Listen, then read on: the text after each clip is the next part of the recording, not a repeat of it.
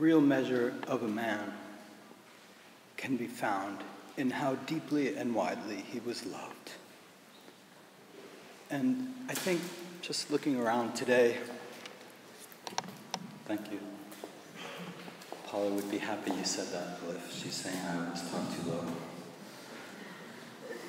So let me just say again, I know a lot of my friends, a lot of Levni, our friends couldn't be here today, but there's so many people here. Is there something I'm doing that's popping this? Okay, I'll try it quietly.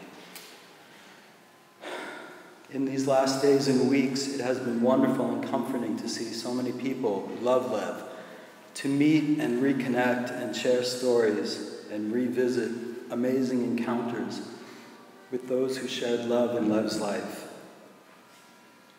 Lev had so much of the magic we call charisma. Charisma in the best sense. For all his demons, Lev was radiant and charming, and he lived a charmed life. He was charmed in the truest sense by the magic of being alive. I remember him saying once when we were just kids, we were undergrads at Grinnell College, describing a moment when he was watching a little spider, how that little spider embodied all the magic of being alive, how this little miracle was so easy to take away, but impossible to put back. Lev was always trying to bring you to a place like that. So much of what Lev lived was about becoming a streaming, naked realization of the mystery of being alive. That adventure was his sense of place in the world. He was bound to that adventure. It was his party. That's not him, right? He never told me to quiet down. I wanted to say that adventure Lev embarked on at a very young age was infinite and ancient.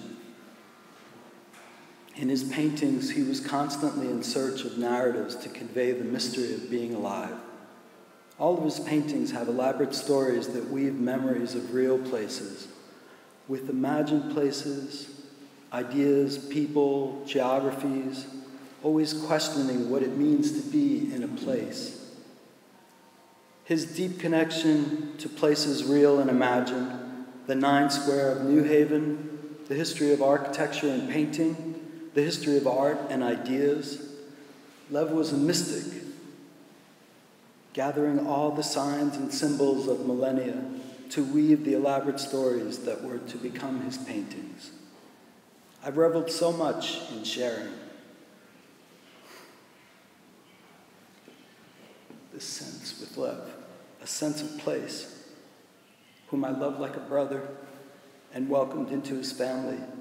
The regalia of his mother, Paula, her amazing holiday parties, where Lev held court in this motley cosmopolitan gathering of friends and family from around the world, and anyone who hadn't been invited anywhere, they were welcome. I have so many dear memories adventuring with Lev. One that Lev recalled, one of the last times I saw him recently, was from one when we were hitchhiking as kids. As it turns out, we had both recently been kicked out of Grinnell College, and we were hitchhiking on the way to California, and this was summer, beginning, and somewhere we climbed onto the road somewhere early in the morning in the Arizona desert, and this big station wagon,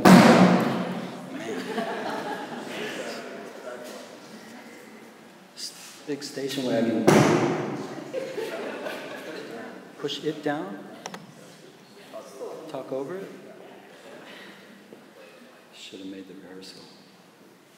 So I was saying this big old station wagon pulled over, and it was crammed with all kinds of junk, so we all sat in the front seat. So it was the 3 of us. I sat in the middle, and this guy, I noticed pretty quickly, was swerving all over the road. And at one point, I just grabbed the wheel to straighten it out, and then I said to him, why don't you just let me drive? So there were the three of us, me, this fellow who picked us up, and Levni. And he turns to me, he's looking at me, and he looks at Lev, and he turns to me, looks back at Lev, and he's like, I remember you two when you were 2 4-foot-tall teardrops from God's eye. And I leaned forward, Lev and I leaned forward and looked at each other. I thought someone had really said it as we were embarking on a friendship that lasted decades. I was so happy to find Lev and share so much of my life with him. I miss you, brother, and love you.